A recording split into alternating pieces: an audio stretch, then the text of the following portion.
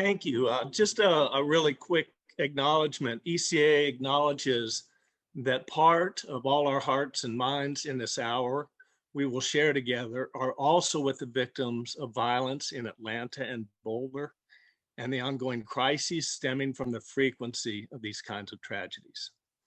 Good evening and welcome to ECA's monthly national presentation.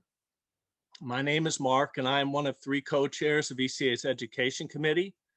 These events and quality speakers are possible because of ECA's leadership and committees, including chapters, communications, coordinating, equity, and last but not least, policy, who championed today's event and speaker. Tonight, we are fortunate to welcome Saul Griffith, a 2004 MIT PhD and 2007 recipient of a MacArthur Genius Grant for Innovation in Optics, High Performance Materials, and Nanotechnology, which I had to look up. More currently, Saul is founder and chief scientist of Other Lab and Rewiring America, from Australia, as it turns out, and the author of Rewiring America, a field manual for the climate fight. This field manual should be not just national, but global in scope if we are to mitigate climate change with renewable energies. The title of Saul's presentation is Electrify Everything. ECA's monthly events are rooted in the vision for equitable climate action produced by the U.S. Climate Action Network. Electricity is one of the key sectors in this vision document. Tonight, a related action opportunity will be briefly presented to you in between Saul's presentation and subsequent Q&A. Regarding the Q&A, please only submit your questions using the Q&A icon at the bottom middle of your screen. Saul, welcome to ECA and thanks so much for your valuable time. Please take it from here. Thanks everyone for having me. It is odd that I'm founder of an organization called Rewiring America, but I'm calling in from Australia. I was actually in March of last year, we had rented a house in Washington, DC, and I was moving to DC for the year to walk the halls of Congress on both sides to try and promote what needs to happen on climate change. And then obviously Ebola happened. And then we realized it was going to be easier to do that advocacy work from Australia where there are open public schools. So that's why that's the reason I'm here. I'm going to jump straight into this work and presentation. I encourage questions. I'll try and keep one eye on Q&A and I may be able to ask questions as they come up. If someone can give me feedback that they share the screen when I try to share it, that would be helpful. Here we go. Does everyone see? Yes. Rewiring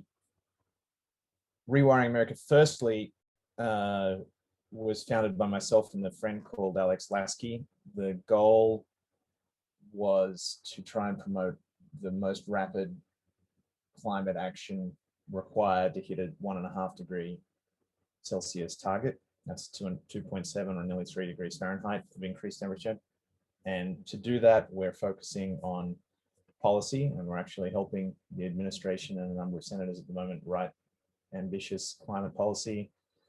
Also to focus on community, we aspire to build the first public climate movement that is 50 million strong. Our model for that in some respects is the AARP, which is one of the most influential, or probably the most influential political advocacy group in the United States. And we're trying to imagine what it would be like to build the AARP of climate, which makes me interested in the ECA. I'm sure there's some overlap with your group in AARP. And I think that's the level of effort we need there. We're also interested in building an industrial coalition equivalent to the industrial coalition that existed in World War II to build the arsenal of democracy, which was the war materials required to win that war, because that's the level of effort we need on the industrial side to hit climate targets.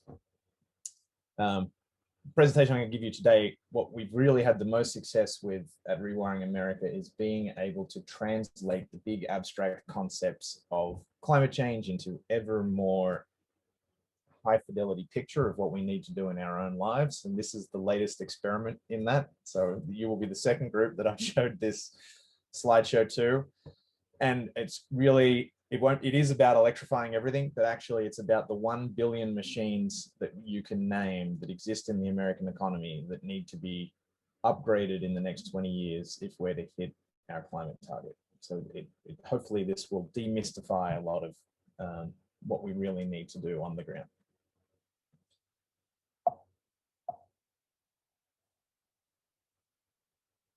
Just first, for a little bit of context, when we're talking about how to react to climate change to hit a target, people now talk about a carbon budget. So how much carbon you can emit before we have to stop completely.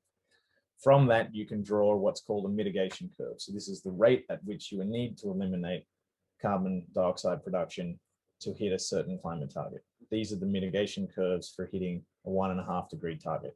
And you can sort of read it here. If we started in 2000, when most climate people would have liked us to start, we had 30 years for each 50% cut in emissions. Starting last year, we have 10 years for each 50% cut. We're a little bit behind even that schedule. And if we wait until 2026 before we start, we'll only have months for each 50% cut. So really, realistically from that, now is the last moment where we can really achieve climate goals. How do you contextualize that within America? So America is 20%-ish of total global emissions. We're 6.5 gigatons.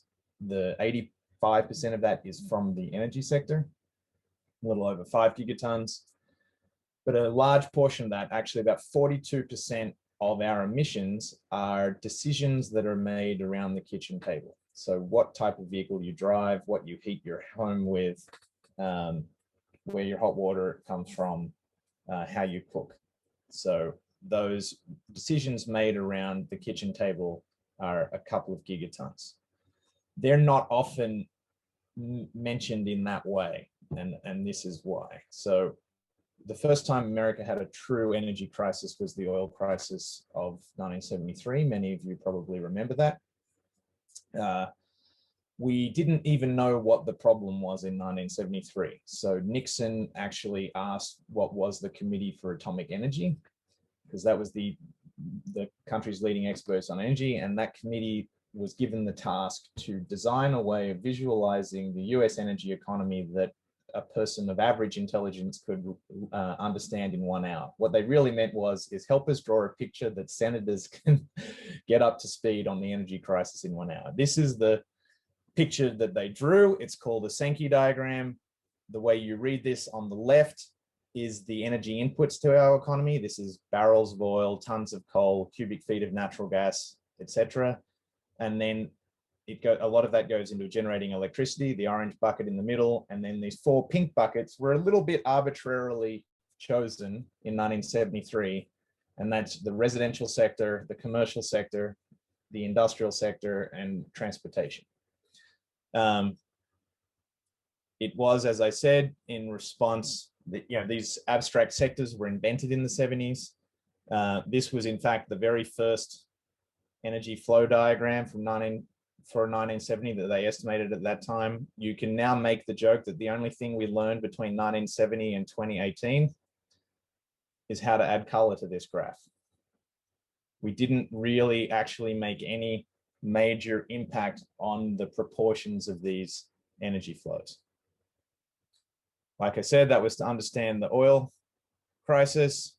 It also gave us some insight into the majority of electricity being generated by coal. Natural gas also does electricity, but critically provides heat to industry and our homes. We started to add solar and the other renewables, or nuclear, sorry, was a big concern in the 70s. We added all the renewables more recently. You can now draw this diagram, and this is one of the reasons people think I am an expert in energy, because I actually drew this diagram. This is what happens if, instead of using those traditional sectors, you just try to unpack every single energy flow in the United States to look at it in the most detail. And I won't ask you to try and read this graph as it slowly fills itself out, but you can learn incredible things like nearly 0.6% of our US energy flow is driving kids to school and church. 0.2% is used in slaughterhouses for the industrial meat sector. 0.75% of all US energy flow is using natural gas to pump natural gas through pipelines, et cetera, et cetera. But for the average person, it's complicated. For experts, it's still complicated. My daughter drew these drawings for this presentation.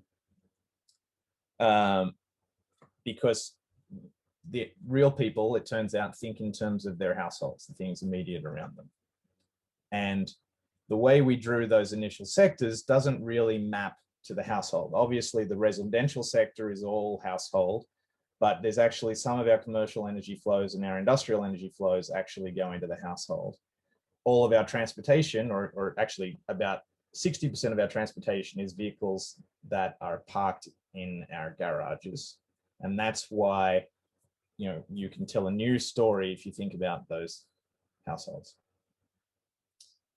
If we include not only our households, but small businesses and commercial buildings, they actually have the same loads. They have vehicles and they have heating loads and cooking loads. And actually 60% of our emissions are based around our small businesses and our homes. The best pathway we have to eliminating all of emissions is through electrification. So that's electrifying the heat in your home, producing some of that electricity on your roof, electrifying your vehicles. And we now are trying to imagine in great deal, how do you do that? So let's think about the American home. There are 121 million households in the US. They have an average of 2.6 people in them. They have 1.88 cars on average, but they're not all the same. There's, we actually know a lot about our housing stock. About 74 million are single family detached homes. About 7 million are row houses known as single family attached. Roughly 10 million in 2 to 4 unit multifamily complexes. 20 odd million in 5+ unit multifamily. These are high rises, typically in cities. And still, it astonishes a lot of people, but nearly 7 million households live in mobile homes. Even though the houses are very different sizes and shape and our expenditures are very different, we actually really enjoy surprisingly similar things in energy uses. And we can actually look at all of our households, and we can look at, this is actually state by state. This is the total cost of energy for every household state by state. That's the fuel oil for their heat in some cases, propane for their cooking in some cases, the electricity that we all use, natural gas for heating loads, and our gasoline and our diesel. So you can see the range is from $3,000 a year to roughly $7,000 a year in total household energy expenditures. You can contextualize that in terms of the total household expenditure. This is from the Bureau of Labor Statistics. So after tax, the average household spends $61,000 a year. They spend about nearly $2,000 on gasoline, which is more than the average household spends on education. We spend $1,500 on electricity, which is more than we spend on fresh fruit and fresh meat. We spend $400-ish on natural gas, another $100 on fuel oil and fuels, which is more than we spend on dentistry. So that's to say, for typical homes, the energy expenditures are meaningful, and we need to keep that in mind as we think about the solutions. So in more detail, what are the loads inside that house? And these are the loads that we all share regardless of which demographic we're in. Televisions, lighting, water heating is one of the biggest ones, about 10%. Space cooling is about 10%. That's air conditioning. Space heating down here is about 20%. Transportation is as much as all of the loads within the household, for the average household. And then there's these other things like dryers, cooking, and refrigeration. When to eliminate those emissions, like we said, we have to electrify them all. Here are those machines as they are in the economy. There's 550 million fossil fueled machines we need to electrify. Just to step back to I started with our emissions trajectories. The following sobering statement can be said. If we let every car that lives today finish out its lifetime burning gasoline and diesel. If we let every furnace that already exists today live out its average life burning natural gas, and if we let all of the current stock of power plants, coal plants and natural gas power plants finish out their lifetime, our existing infrastructure will consume the entire carbon budget beyond 1.5 degrees and actually close to 2 degrees. It probably gets us out to 1.8. So you can now make the astonishing statement that we need to never buy or build a fossil fuel powered machine again to hit the climate target that is recommended by the IPCC. So that's why I'm naming these machines. We need to, as quickly as possible, get to the industrial capacity to make these machines so that everyone's next purchase of a car can be an electric vehicle. There's 70 million natural gas furnaces. We need your next furnaces last on average 20 years. The next time you buy a furnace, it needs to be an electric heat pump, not a natural gas furnace.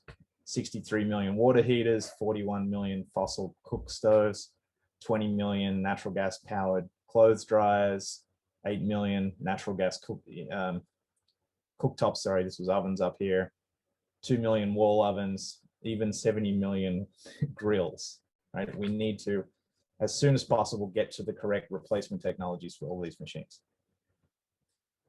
This is the most invisible and most important machine in the electrification of the economy. This is called the load center. You might know it as the breaker box. This is the box in your basement or your garage that connects the grid to everything in your house. When people install solar, we've found that about 50% of homes need to upgrade this piece of machinery to compensate for the extra load. If we are also putting electric vehicle chargers in every garage, we need to upgrade this machine. So we're going to need infrastructure like this. So there will be 100 million new load centers. We'll need to put at least one electric vehicle charger in every garage. Today, the statistic is only 40 million of American cars today park within 20 feet of an electrical outlet. So if we are to truly electrify all our vehicle fleets, we need a huge amount of charging infrastructure. We need 80 million solar rooftops and 100 million home batteries. That's another 400 machines. Let's just round it up and call that 1 billion machines that we have to build and deploy in the next 20 years to stay on target to beat 2 degrees Celsius and get close to 1.5 degrees. There's no candy or bright cloud of unicorns you can put on the story. It's urgent, and this is the task at hand. We're trying to make that task easier just by describing it in the greatest detail. To give you a sense, if you look at the way we think about technologies, is something called an adoption rate. And so this is the adoption rate, or the time it takes for 100% of people to get one. And you can see that we now need to do this electrification of all those machines at the same rate we deployed the color television and the same rate we deployed the cell phone, and a little bit faster than the original deployment of electric power at the turn of the last century. Here is why. The average lifetime of cars and trucks is about 20 to 25 years. Furnaces 15 to 20. Your water heater lasts 10-ish years. Kitchen ranges 15. Clothes dryers and load centers. So this is why we now need to get us to the position where we can deploy these as fast as possible. Because if we wait another 10 or 15 years to start, then it's another 20 years after that before we're finished with the job. So the urgency needs to go up, and that's why we talk about this in terms of wartime production. I'm trying to figure out where I want to go from here. Here's the challenge. We did a study of what happens if you electrify all of those loads in the home. You will nearly triple the amount of electricity that needs to be generated in the United States and delivered to homes. We can now estimate the cost of all of those new machines. And here's the challenge. A natural gas oven today is cheaper than an electric oven. A natural gas furnace is a bit cheaper than an electric heat pump. A natural gas hot water heater is a little bit cheaper than an electric heat pump. And a gasoline powered car is a little bit cheaper than an electric vehicle.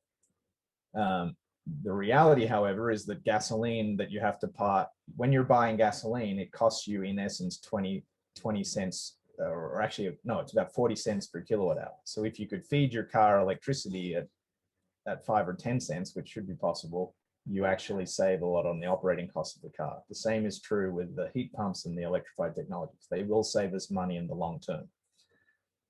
So this means we're in a battle of finance, because we're going to have to borrow money to buy all of that infrastructure. And we will save money in the future. But the question is, when will we realize those savings? So we did a study, and this is the summary slide from that study.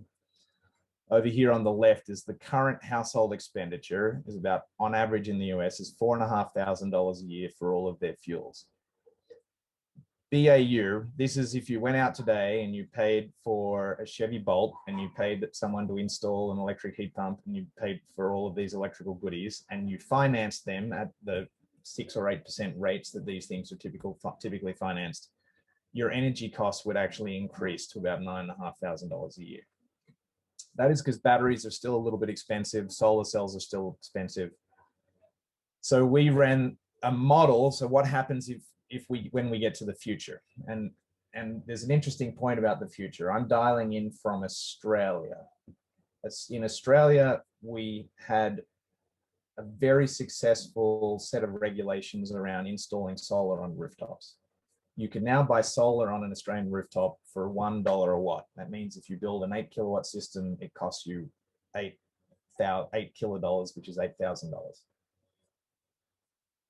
In the United States, that same system would cost you $24,000, because in the US, there's permitting costs and regulatory costs and inspection costs, and there's contract overhead. In essence, in Australia, when you buy solar, it's like buying an appliance. In America, it's like buying a custom home edition. The important point is there's no barrier for America having the Australian solar costs other than regulatory barriers. Australian rooftop solar costs 5 cents per kilowatt hour. I'm going to put that in perspective. The average cost of electricity in the US is 14 cents per kilowatt hour at your house. The average cost of the grid delivering it is 8 cents. So there's an astonishing statement. Even if renewable energy out there on the grid was free, it'll never be as cheap as Australian solar, because they have to transport it and deliver it to you. So for the purposes of this model of what the future could look like, which is what we are now advocating for, we assume that America gets wise and implements the regulatory reform required to get the Australian cost of solar at $1 a watt. We also assume the price of batteries, not today, where they're a few $100s a kilowatt hour, but the prices that most people agree that they will be by about 2024, which is about $80 per kilowatt hour. Once we get to those 2 points, so good represents what is possible by 2024, we would be saving, after you finance the electric vehicles for the home, after you finance the heat pumps and the goodies, we'd be saving $1,000 in every American home. That's about $120 billion annually. And the conversation of the Green Deal of how much it costs, and people would always mention, oh, it's going to cost $20 trillion, therefore we shouldn't do it. That was just badly described. If we invest the $20 trillion, we will save money, and we will save it a lot. This great model is probably where the prices of batteries and solar will be by about 2028. So the good news story, if we wish to accept it, if we eliminate the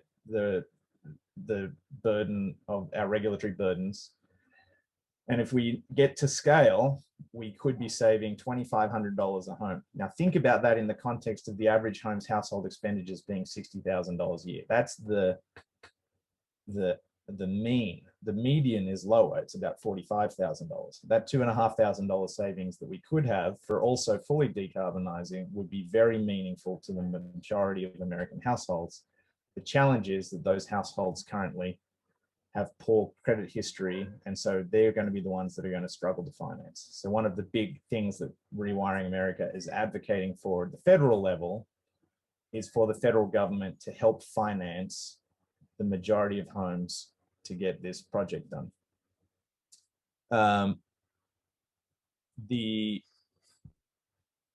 I'm going to go a little bit off script. I'm not sure what slide to leave you just as an image. Maybe I'll go back up to the top.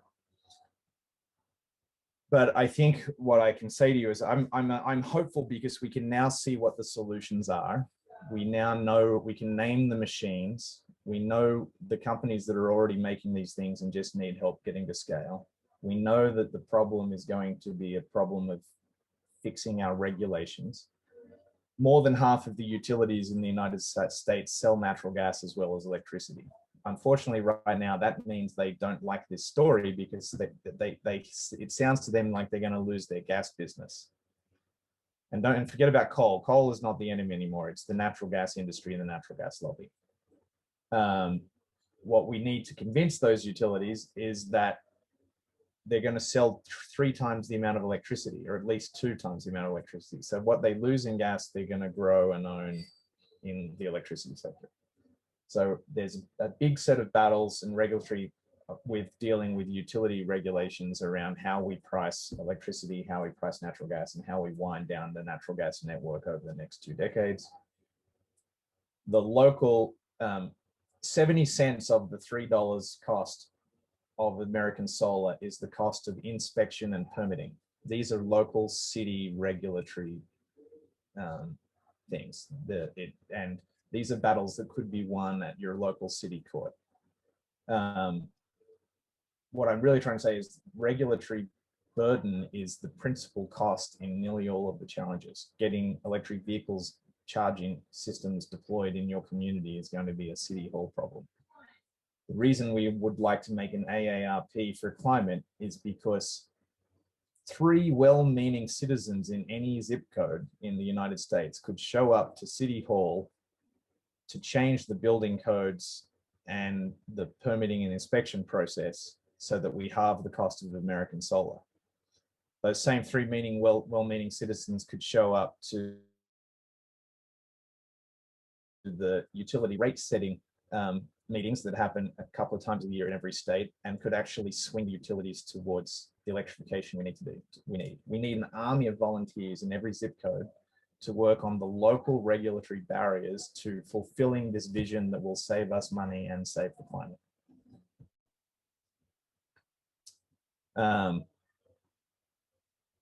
I'll stop there because I see a lot of questions coming in. Should we start with big questions? How do we wish to deal with the questions?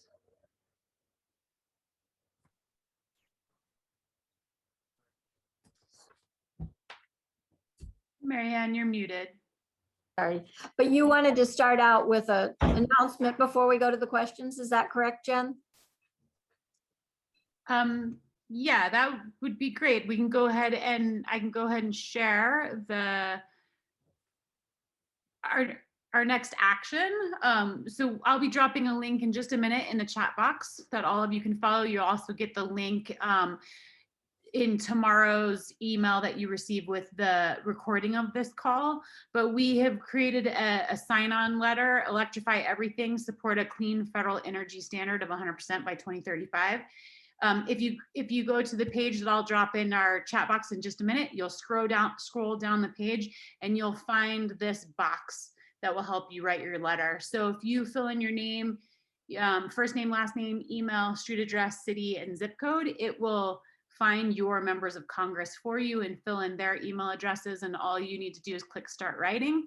And then you'll be able to see the draft of the letter and add any comments that you might have to the letter, and then hit send, and that letter will go to your members of Congress. So can I make a plug? Sure. This is an okay policy to support. It's the best policy out there that you can support, but let's just be very clear. The clean energy standard of 100% that they're supporting here is to make clean energy for the current grid.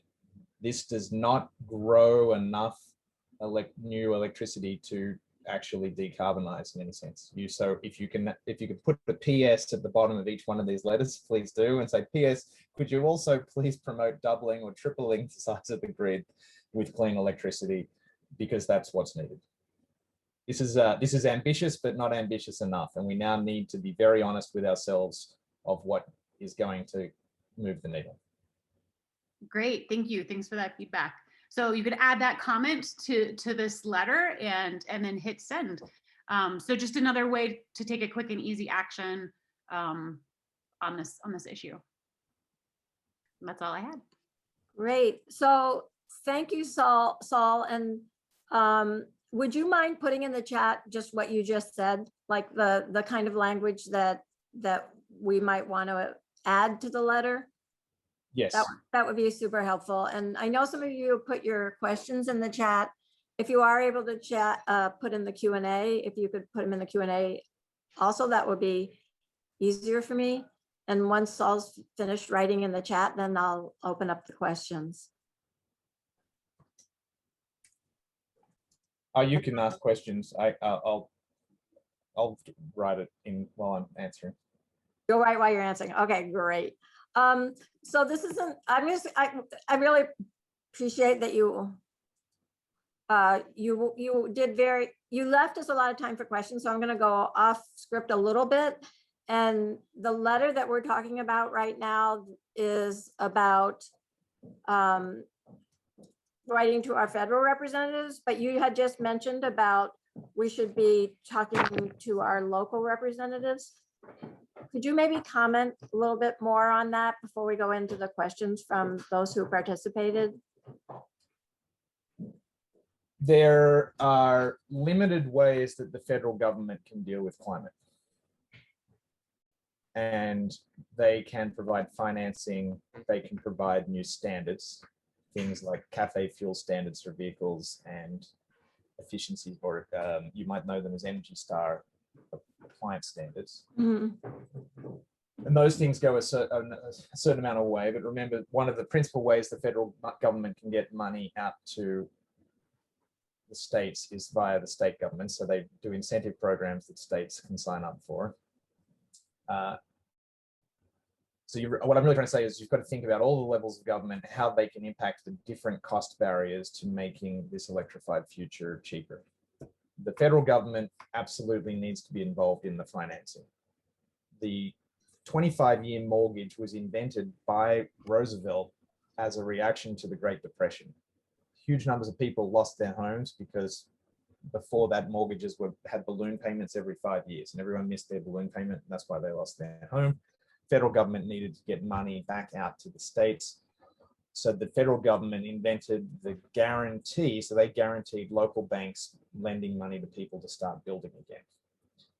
That, in essence, declared the American suburbs as infrastructure that qualified for special low government cost of finance. We need the federal government to declare as infrastructure the furnace in your basement and the electric vehicle in your garage, and provide them with the same low cost of financing. Because if you have to pay credit card interest on those things, the economics don't work out. If we could be paying something like the mortgage rate, that works.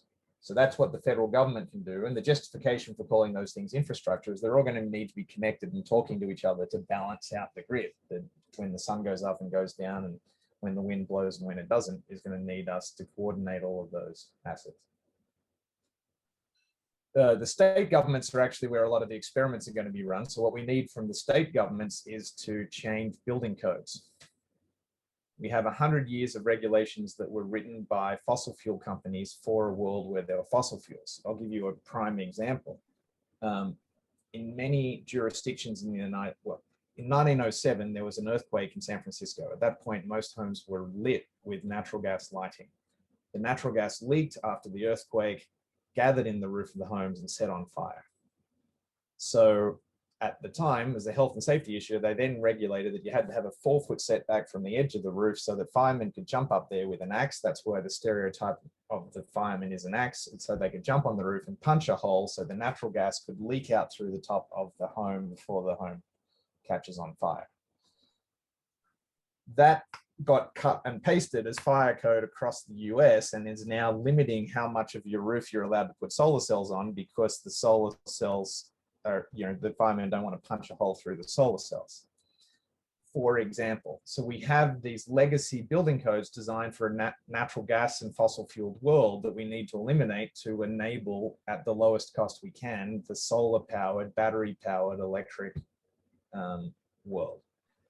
how that then translates down from state building codes is to things like local community, sometimes it's local building codes that trump, or community building associations have rules about whether you're allowed to have clotheslines or not, etc.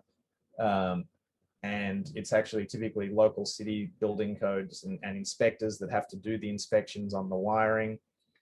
If we have to continue with the way it is now, you need multiple inspectors to come and inspect the solar installation on the roof and in the basement. That adds thousands of dollars to the cost. The genius in Australia on solar policy was to run a certification and training program so that the people who installed were already trained and the work didn't need to be inspected because the installer was the inspector. That eliminates a substantial amount of cost. If we're going to go out and install all these solar cells, install all these furnaces, we need those types of regulations to change everywhere. So, and then, like I said, there is in your local utility district, the utilities, how they design their rate structures for electricity, and whether the solar on your roof, you get credit if you produce more than you need or whether you don't. All of those impact how economic this is going to be. And so we need people in those local utility jurisdictions to get in and change the rules to make it favorable for electrification and not favorable for natural gas, because that's where that is the front line of the fight. So I think you've got to think about the 4 political levels where your advocacy can be targeted. I think it's fabulous to write letters and create groundswell of support at the federal level, but they have limited levers. I think it's hugely important to get involved locally to fix your building codes and your local, how to install a battery and how to have more charging infrastructure and more solar type things. And everyone needs to get more active because the utilities are not currently on track to do this in time. They're not ambitious enough. And unless, you know, we have to remember that is the monopoly in exchange for reliability. If they want to keep that monopoly, they need to not only add reliability, but they need to add fixing decarbonization. And so every one of you needs to get in as an activist in your local utility to turn those rules around. Okay, thank you. And some people were wondering, well, before all of you got on, Saul mentioned that he had given this presentation at a very high level to the US government. And I don't know if you wanted to mention that, Saul, but in any case, the question has to do with how is this being received? Like, how is your message being received by policymakers in the US at the federal level? I will always be disappointed because I want the 1.5 degree climate target. So I think our message is being received well, but my interpretation is we are still not ambitious enough. Okay. And we are yet to see how the announcements are going to come out. But I'm already concerned that we're going to doom our children and grandchildren. But then I reconcile that with, you know, however ambitious we are this year, we're going to be more ambitious next year. So we're just going to keep getting more ambitious. I just finished a 5-day period in Australia where we've had a once in 500 year flood event. It only stopped raining this morning. Those once in 500 year flooding events are happening every 10 years. Our giant bushfires are happening every year now. So I do believe that we won't be as ambitious globally as we want for the next round of climate meetings that happens this year in Glasgow, but hopefully this continuing climate news will actually increase it.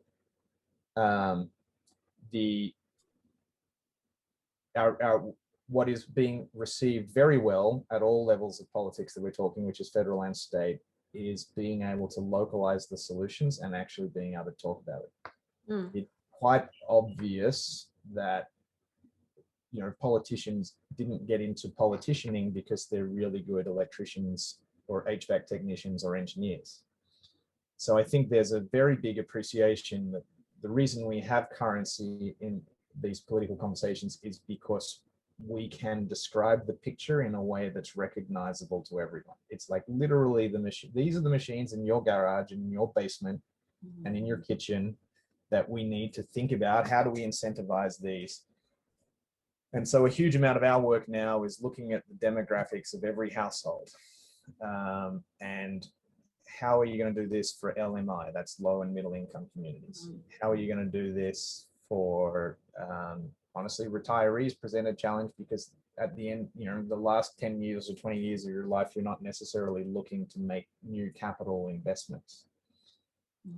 So we are getting political traction because we're really helping the government think through the detailed specifics of how these purchasing decisions are driven and when they're made, and how do we get the right rebates, etc. in there. Because remember, the government typically likes to do all of these things with tax incentives, but if you're quite honest with yourself, only the top 10-15% of homes earn enough money for the tax incentive to enable them to do this. So before the market is there, we need to do market building, and that's going to sound like rebates.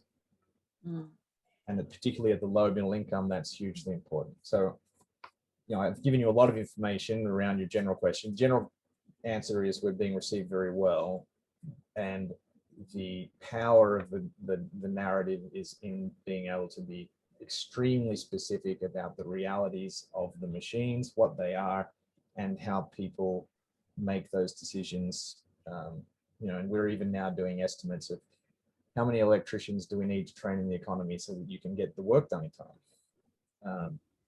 I've now told everyone on this call, hopefully, is now thinking, oh, I need to buy a heat pump. If you tried to buy a heat pump to replace your furnace tomorrow, you probably wouldn't find a local contractor who could spell it, let alone install it. So we have a huge skills shortage. We need to do training, and we still need to make the economics that I've just described, that we will get there to those economics. I'm confident of that. We need to make it happen in 5 years, but we need to be making the actions before it's even paying for itself. That's uncomfortable to a lot of people because it sounds like government subsidy or government interference in markets. But you now have to reconcile that we delayed action on climate change so long that that's the only pathway left to hitting the climate targets we need. And there was a specific question about transportation and Pete Buttigieg and how you're being received there. I can't name names. We're not, what's the best way to say this? The tragic disappointment so far is that the people talking about transportation are not talking to the people who talk about buildings, and not talking to people who talk about the grid. And this is why, this is quite frankly pathetic. It's why I had at the beginning of this talk, here's the history of why the conversation is transportation, industry, electric sector, housing. That was literally just a coin toss choice by some atomic energy scientist bureaucrats in 1973, yet we still define the conversation. What I was trying to show you is, close to 20% of the energy we use in transportation is actually chalked up in the industry sector, right? 5% of the emissions and the energy used in the residential sector is in the industrial sector. But all of those things don't matter, right? It's about how this is going to wire in your home. And if the transportation people build in incentives to put in that vehicle charger without talking to the buildings people who are putting in incentives to put the load center in that connects it all, if they're not talking to the rooftop solar people, so who are not talking to the utility people, none of this is going to get glued together, or even worse, we're going to make it cost 3 or 4 times as much as it should. So unfortunately, my answer to you is this is already balkanized. And although I respect the intelligence and the qualifications and the quality of the team everywhere across government, we are not yet having an integrated conversation about how you do this at the lowest cost for everyone. So I am having conversations with them all. I'm not yet really stoked or encouraged. Okay.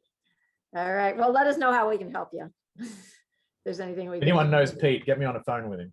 Oh, okay. Well, I'll look into that. I want to move on to another question. So Frank Koppel asked, do we have the natural resources to do this? And I think I just want to personalize that question a little bit because I think about that a lot too. Like, okay, I have a gas stove, but it works and it's going to take a lot of natural resources to produce another gas stove. So is it really wise for me to replace it? There's a lot of answers, and I'm glad that you provided your specific answer on top. You can easily now make the statement that we could solve climate change, yet still kill all the critters, acidify the oceans, and choke everything with plastic, right? Climate change is not the only issue, which is a little bit what you're talking about here. We do have enough lithium. We do have enough of all of the elements required to make this future work out. It's hard, it's a stretch, and there will be compromises. Some of the rare earth metals will be mined in ways that you would find incompatible with your human rights perspective in China, because they are doing it like that. We're going to lose a little bit more of the rainforest in West Africa than you would like for some of the rare earth elements. We're going to destroy a few more ecosystems than you would like in Australia and in Central America in mining the lithium and some of the other copper and iron components. That's the reality, and that is the piece of this picture that you should still reconcile against. Do we really need to have the American lifestyle? The answer is we could solve this problem and everyone could have the American lifestyle with too many of everything. But we could solve it in a better way by also changing a little. The behavior change and lifestyle modification argument is mostly now around those external ecosystems, because we could just throw enough technology at this to make it work out, including, this is really the nuclear power conversation. Mm-hmm. Here's an interesting thing. The amount of carbon dioxide that we produce as a species weighs as much in tons as all of the other things we move. All of the dirt that we move for agriculture, all of the rocks that we move for building, and all of the metals and everything else we move. So your personal, if we stopped mining fossil fuels, that will be such a lift of burden on the ecosystems of the world, because the raw tonnage of fossil fuels is, it's as much as everything else you do in your life. We're going to be in good shape. Let me put that in perspective. Imagine we use a substitution model for your lifestyle, meaning I'll give you the same size electric car you have as your gasoline car today, your same size house driven with electric heat pumps, and I'm going to power it all with solar and wind. Today, to power your lifestyle, you need about 2,000 kilograms of fossil fuels a year. That's 2 tons, or close to 5,000 pounds. If I'm producing solar cells and they last for 20 years, and that is half of the power supply, and I'm producing wind and they last 30 years, and that's the powers the other half of your energy, and I store all of the variability in batteries sufficient for your lifestyle, you'll need about 100 kilograms of solar per 50 kilograms of solar per year, 100 kilograms of battery per year, and 50 kilograms of wind per year. So that adds up to 200. So that's 10%. So the raw material mining volumes that you need to process annually is much, much, much smaller. So I'm trying to say 2 things. We can do it, or it's because I'm saying 3 things. We can do it. If we do it, it's already a huge win for the environment, but we should proceed cautiously, because we could still do it in a way that screws up things that we love and that we need in terms of biodiversity. Then specifically to answer the question on your gas stove, you might notice in the talk I just gave, I talked very specifically. This is how long your natural gas stove lives on average. This is how long everything lives. Mm-hmm. We don't need people to rush out tomorrow and all buy this. In fact, you couldn't, because the world doesn't produce enough of what we need to do yet. The answer is we're at the last moment in history where if you wait until it dies anyway, and then replace it with the efficient electric machine, that is good enough. So don't get your electric induction stove for this Christmas, get it for Christmas 2026 when your natural gas truly kicks the bucket. And that's how we should think about it.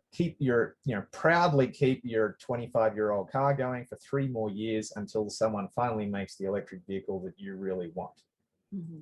And if we all could harness that model in our heads of the next time we buy or replace this machine, it needs to be electric, that is still commensurate with hitting our climate targets. The real problem is that the answer to the 1970s oil crisis was efficiency, because we were missing 50% of our energy supply. And unfortunately, that efficiency message from the oil crisis arose at the same moment as the environmentalist movement. Earth Day 1970 segued into the oil crisis in 73. The environmentalist movement was looking for an answer, and the answer was efficiency. We use that to define CAFE fuel standards, which is just ever increasing efficiency of vehicles. We use that to define Energy Star appliances, ever increasing efficiency of appliances. We are still using that framework to try and solve the climate problem, which is not an efficiency problem. You can't efficiency our way to a solution here. We need wholesale transformation. Quite frankly, we need to kill CAFE standards and just go to the mandate. This is the last year you're allowed to sell an internal combustion engine. We have bad policy being written right now that has a chance of seeing the light of day, where we will continue with Energy Star appliances and we will continue to subsidize slightly more efficient natural gas cook stoves and slightly more efficient natural gas hot water heaters. But those will then exist for 25 more years. So we need to have a big transformation away from this focus on efficiency and to electrification and transformation. And that's really critical. Otherwise, we will spend one more capital cycle investing in the things that will kill us. Okay, thank you. Yeah, we have time for a few more questions. So a couple of people asked about the carbon tax or carbon fee and dividend, and what's your view on that? Our economic models show you that renewables and batteries and electric vehicles will beat fossil fuel equivalents in every category by 2025-ish.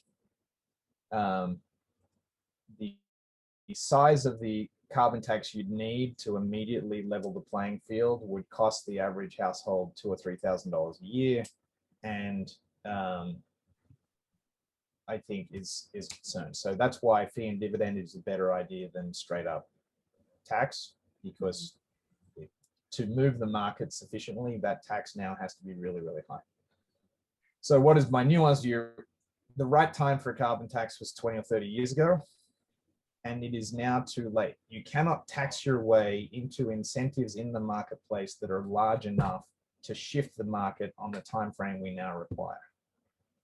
So the utility of a tax at this point is for some of the smaller, harder problems that we still don't quite have an answer for. How do you incentivize the right behavior in the concrete and cement industry, which is good for 5% emissions? How do you fix aviation, which we still don't really have an answer for?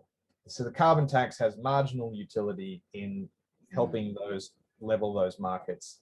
It's too late, but it still would be useful. But it's not commensurate with the time frame anymore. But nevertheless, I'm in favor of having some form of carbon tax. I'm even more in favor of just eliminating subsidies to the fossil fuel industries, which in each category still get very big subsidies. And the good news is, politically speaking, by the time we get a carbon tax implemented, it will be irrelevant because electric will be cheaper. Mm-hmm. Interesting. So we had a question about the future of green hydrogen. Does that have a role? Let's have a quick conversation about the history of hydrogen. So one narrative for why America won World War II, not the Germans, is that we outproduced them. And that is true. We ended up having a better way to make airplanes and tanks and bullets and everything. The other version of this is already by the 1940s, Germany had run out of any domestic fossil fuel other than coal. And it was very difficult to turn coal into oil or into natural gas or things that would power the machines of war. So a little bit the reason the Allies won is they had better access to natural gas and specifically to oil. for that reason, Germany still today is very concerned about the geopolitical problem that it doesn't have any domestic natural gas and oil, and it's completely dependent on Russia for it.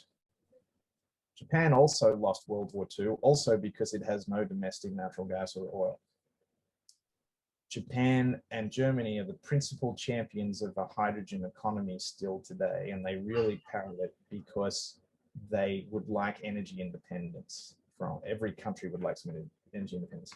The reason the hydrogen conversation, the green hydrogen conversation, is so loud and still so big, and in Europe it's way louder, in Australia it's way louder than in America, is for geopolitical and geosecurity reasons. Now, America doesn't need hydrogen to fully decarbonize. Hydrogen is a terribly inefficient battery. If you take an electron made by a wind turbine or an electron made by a solar cell and you convert it into hydrogen, you then have to compress it and store it. That costs you 15% of the energy that was in it. You then, and it's a hugely expensive tank. You then have to bring it out. You have to put it through a fuel cell. It's less than, it's between 25 and 40% efficient. So you would have to build 3 times as many wind turbines and 3 times as much solar if you would like hydrogen to be the big energy carrier in the economy. So the reality is it'll be a small player, at most maybe 5 or 10% of global energy supply. My big concern is that Europe is going to screw this up and waste too much money on green hydrogen. So will Australia. It's going to be for these geopolitical reasons. And we should just be more honest that it's a small part player and invest accordingly. All right, I think we have time for, thank you so much. We have time for one more quick question. This one is a little long, but I'll try to read it quickly. From Steve Simon. Saul, thank you so much. You are a true visionary, and many of us in ECA have followed you for some time. Question: many of the deep carbonization plans that have come out in the last year and rely on items such as natural gas with carbon capture and storage, industrial scale, I don't know what BECCS is, new nuclear reactors and other approaches that are not carbon neutral to meet net zero by 2050. Anyway, we can avoid these seemingly dead ends.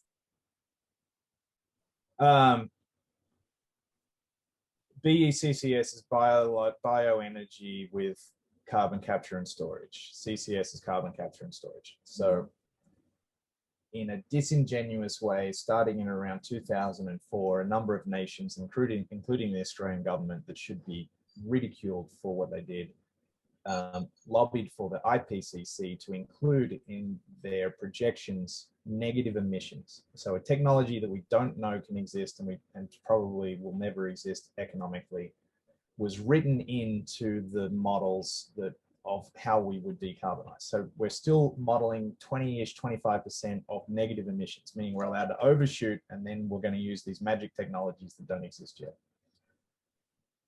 Here's just at global scale, carbon dioxide is about 3 times larger, even after you've compressed it, than the fossil fuel that came out of the ground. So in an absurd version of this, the number of holes that we can put it back into can only accept 1/3 of what we pulled out. So you should begin with, this is an absurd proposition. The second thing I already alluded to, it's the biggest, carbon is the biggest and largest amount of stuff that we move on the planet, equivalent to every other industry. So to do the type of carbon sequestration that they're modeling in at scale, you would need to build an industry as big as every other industry already on the planet. And you need to do that in 20 years. Like, these things are not going to happen. It's fantasy. We do need some, and it's good to bet a little bit on finding some options and being able to do some sequestration. Trees are the best. We should all absolutely go out and plant trees. Christina Figueres's new book and the way she encourages tree growth. Growing lots of trees and reforesting things we already cut down buys us a critical 5 to 10 years. So that's the carbon sequestration we should talk about. How do you stop this conversation? You need to just call bullshit. It is the natural gas companies, because they're the ones that stand to profit from this, who are promoting these ideas. It's cynical politicians. It's the fossil fuel industry is all over this.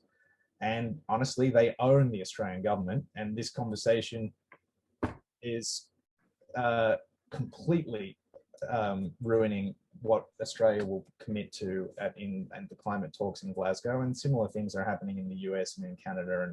And I'm not sure where the hand-to-hand combat is to fight this fight, but we should all find out where that fight is and be there. It's just unrealistic, and we're betting our children's future on technology that doesn't exist and probably won't exist. Okay, so, well, thank you so much, Saul. And Jen, did you, or Mark, were you gonna close us out? I mean, there are a lot more questions and a lot of great comments on the chat about how much we appreciate your vision and what you're doing. Well, I want to appreciate all of you in advance for becoming the really irritating local activists that show up at City Hall and fix this. We're all in it together. Honestly, it's going to be mothers and retirees. They're the people who traditionally are the grassroots. So we need our elders and mothers to get in there and run for mayor everywhere. All right, so Jen, thank you. Were you gonna close us out? Jen, Mark? I will. Yeah, so Saul, we just can't thank you enough for the work you do, the roadmap you've provided, and the sobering hope you inspire, especially from Australia. ECA also wants to thank tonight's registrants and visitors. A recording of tonight's presentation will be made available to all who registered. We hope you will join us for our next event on Tuesday, April 27th at this same time, featuring Dana Smith of the Dogwood Alliance, speaking on the U.S. Can Vision sector, drawdown, forest protection, and other natural climate solutions. We also encourage you to invite your family and friends, and if you're able, to financially support ECA on our website or through our emails. Again, thanks to all and good night. Great.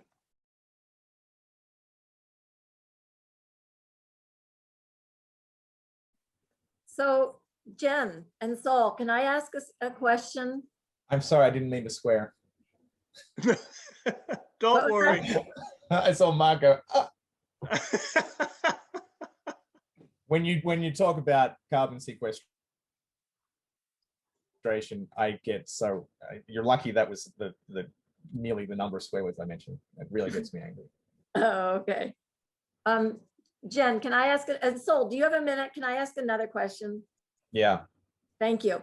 You didn't mention some other consumer actions that people take, like plant-rich diet, reducing food waste, that are really big on the drawdown list. And so I was just wondering what your take is and why, like where we read different things, some people say do one thing and some people say do another thing. It can get kind of, some people take consumer action, well, plant-rich. Anyway, you see where I'm going. I love Paul and I speak to him often, and I think drawdown socializes the right ideas. And what I mean by that is all of the things it suggests are good ideas, but in some ranked order of their impact on fixing climate, I don't think that book hits the top 4. Mm-hmm. So I don't think you can criticize the heart behind it, and you can't really criticize the recommendations. None of them are bad. But I think it is playing to the weaknesses of 50 years of environmentalism that tried to make it about personal responsibility and what you have to do. And I think we're trying to get the narrative to, look, you need to reconceive what infrastructure is. It's not roads, bridges, right? The majority of energy is used by our suburban infrastructure. We need to fix that infrastructure. And it's going to be a retrofit problem. And so, that's why our focus is there. In addition, fixing food waste would be great, but all of the energy used in the food sector, even if you compensate for refrigeration and the transportation, we did this study. And they didn't, and we didn't even publish it. This is the problem with these things. In the most generous interpretation, 12% of all energy is used in getting food from farm to table. 50% is wasted, is the estimate, but you've got to be a little concerned about, it's not like we'll get to 0%. I live with a 7-year-old and 11-year-old. When was the last time you saw a 7-year-old finish 50% of the food on their plate? if you, with perfect execution and a fascist overlord over the plate of every American, you might impact 5% of the problem. Might. So I'm not sure that that level of interfering in people's lives is positive. It still sounds like the slap over the wrist environmentalism that has not succeeded. I think we need an environmentalism that acknowledges that we're all imperfect and we're all humans and we all have like busy lives and children and grandparents, and tries to solve the problem where people really are.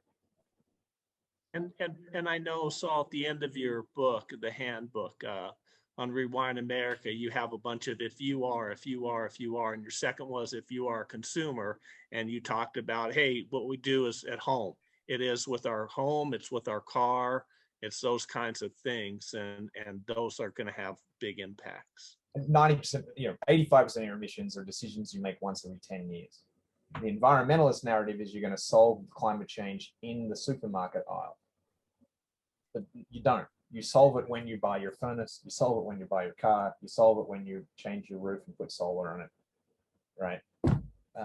You can't buy enough dolphin-free tuna to fix the problem, which now I'm sounding like I'm criticizing. I still think Project Drawdown has good recommendations and the goals are in the right direction, but it's still, the weakness is that it makes it about individual consumer action and it's not aiming at the big pieces of infrastructure that we need to switch out.